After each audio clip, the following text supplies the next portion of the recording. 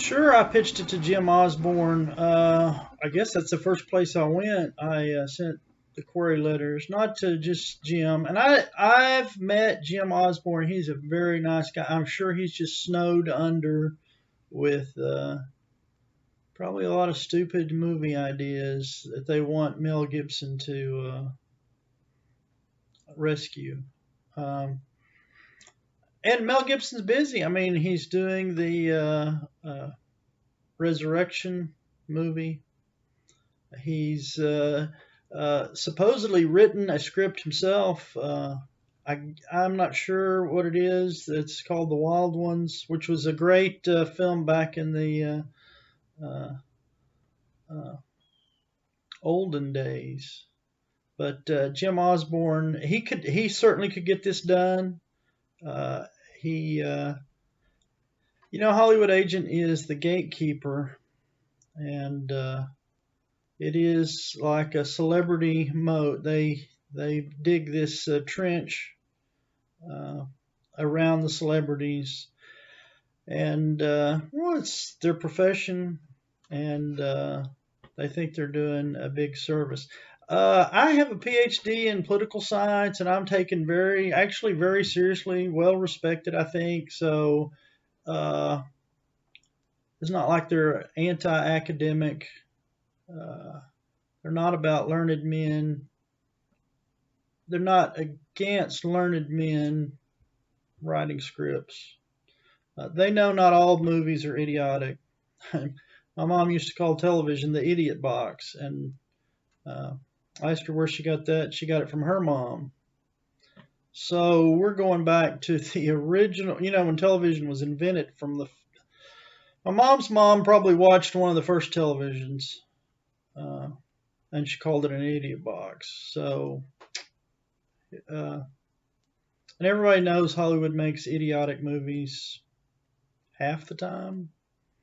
I think Tobit is far from idiotic. I mean, it's in the Bible. It's about a good man and a good woman. His daughter-in-law is named Sarah. She's a good woman. Jim Osborn ought to love this. It's probably in a huge stack on his desk or on one of his employees' desks. I know you've seen, it's kind of silly, Hollywood desks piled up with scripts. You can't even see the guy behind it. And I know you've seen uh, videographers go out behind the producer and talent agencies and film what's in the dumpsters, just script after script, thousands of scripts thrown away. I saw some research that said there were 400,000 scripts written in a year. Now, we're a country of 310 million people, and we get 400,000 scripts. It puts people like Jim Osborn in quite a deficit, because these people, they can't handle that. But yeah, sure. Jim Osborn is very important. I think he's open-minded. I think he'll look at this very seriously.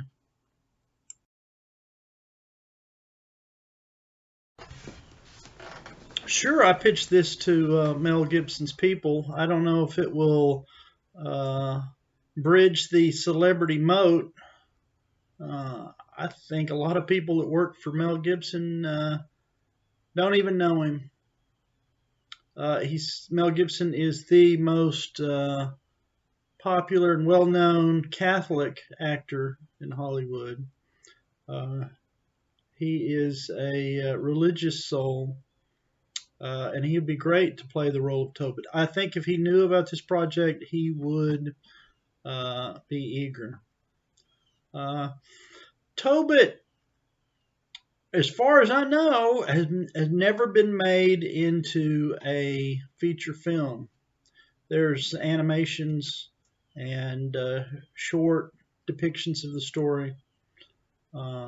there's a silent film from like 1923, but it's so obscure, and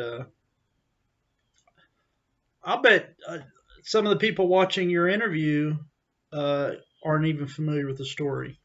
Let me summarize it for you.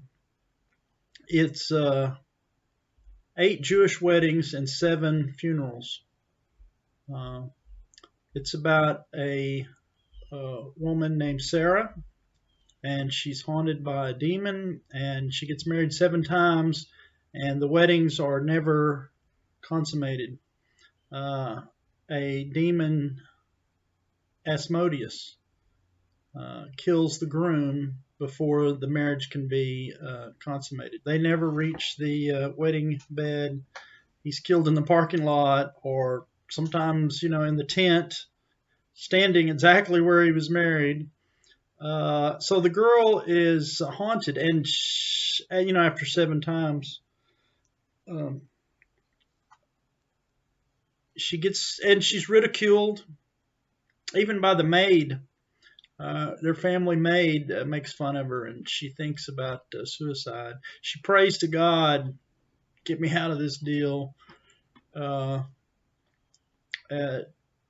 for God to come take her life. At the same time, far away, a Tobit also prays to die. He's been blinded. He can't take care of his wife and son. He's accustomed to being successful in life. But, he's up in his 80s, so, but he doesn't want to stop taking care of his family. And he's depressed. God's not going to take either one of them. God sends an angel to escort Tobit's son, Toba, or Toby, however you want to pronounce it. One of the reasons I found this story is because there was a big debate on the internet whether Toby was a religious name. It is to Catholics and Orthodox Christians. And it comes from the story. And everybody knows someone named Toby, or their dog was named Toby, or their cat. It's a popular name. Well, it comes from the Bible. It comes from this story. Tobit, the father, sends Toby to a banker to collect some money. Tobit put some money away when he was young and forgot about it. So he sends his son to go fetch the money. Gabriel, the angel Gabriel, shows up and escorts Toby to pick up the money. On the way, they meet Sarah, the woman who's been haunted by the demon. And Toby is a little apprehensive. I mean, would you date a woman whose 7 previous boyfriends or husbands had suddenly passed? Suddenly, a demon murder violently. So Toby is a little apprehensive about falling in love and marrying the girl, but Raphael, the angel, persuades him, no, it'll be okay. Don't worry about it. And I don't want to ruin the end of the film for you, but I wrote it just like it appears in the Bible. I mean, I guess in a regular Bible, it's 8-10 pages, but I took each verse and wrote a scene. Now I have changed it from the Jews that were living in northern Israel were kidnapped and taken to Mesopotamia, which is somewhere between the Tigris and Euphrates River in modern-day Iraq. And that's where the story is. I don't think anybody's going to watch, they don't want to watch a film that's set about 3,500 years ago. So I said it in the 1930s, right before the German invasion of Holland. It's set in Amsterdam. There's a large Jewish community in Amsterdam, and it's historically accurate. They were carted off to concentration camps by the Nazis, and there was a rebellion against the Nazis. And I think, well, everyone who is familiar with the book of Tobit from their Bible will know how it ends.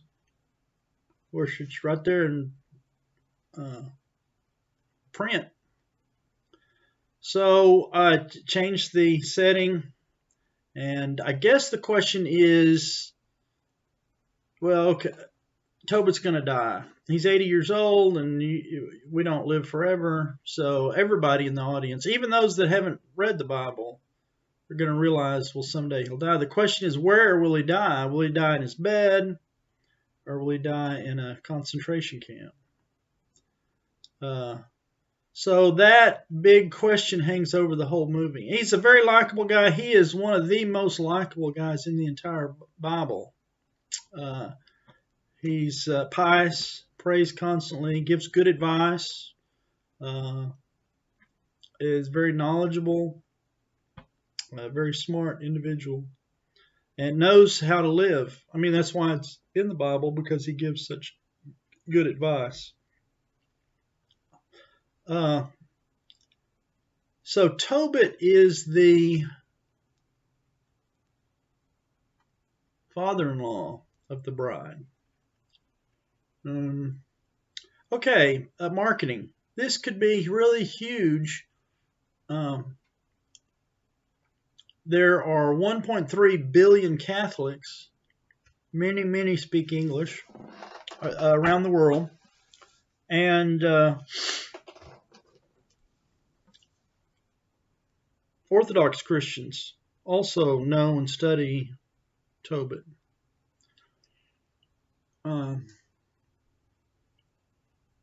And there's about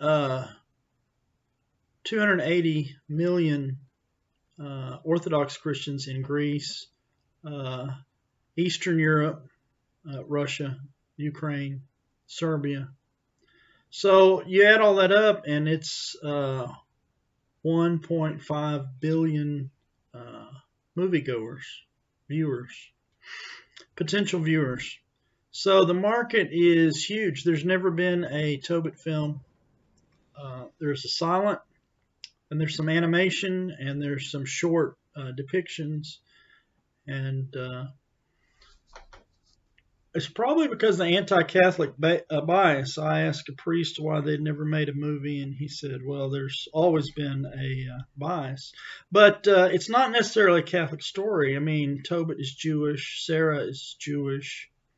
They're Jewish weddings. And what's at stake are the Jews, because of the occupation, the Nazi German occupation of Amsterdam.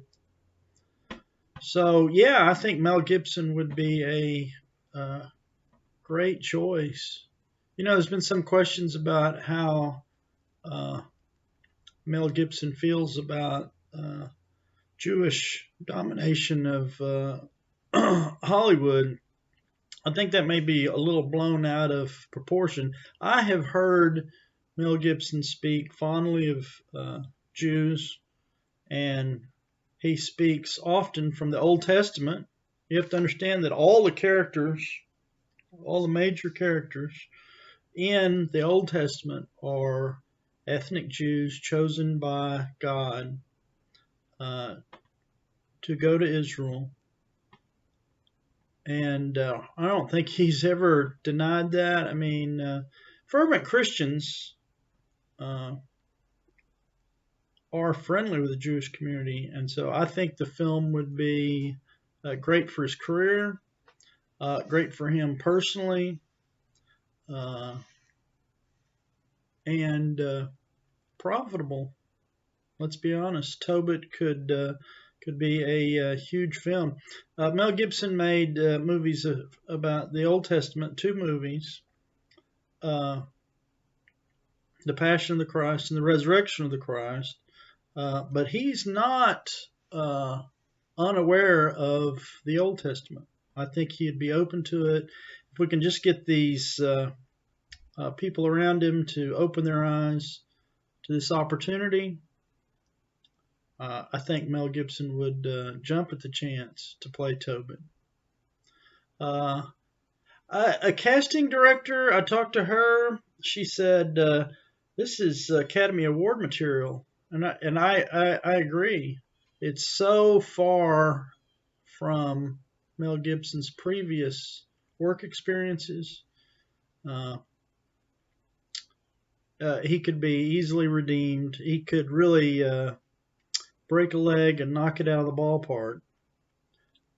Because, when you read Tobit, read the script, read the Bible, and look at Mel Gibson. I think he was made for this part. And thanks for calling. I appreciate that.